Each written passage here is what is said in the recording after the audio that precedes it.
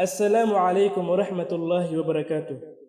haddii aad awooddo inaad fikirto fikrad oo aad qalbigaaga ku beerto oo aanad marnaba ka shakiyin suurtagalnimadeeda, waxaa suurtagal ah in fikirkaagaasi noqdo mid suurtagal ah oo noloshaada bedelo. Mustaqbalka waxaa iska leh kuwa rumeeya riyooyinkooda quruxda badan, ka fogow riyada hoose, sababtoo ah ma laha awood ay ruuxa ku dhaqaajiso.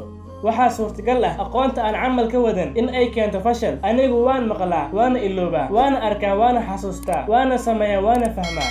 macnuhu wuxuu noqonayaa marka aan sameeyo baan si fiican u fahmi karaa inta ka horeyso maya.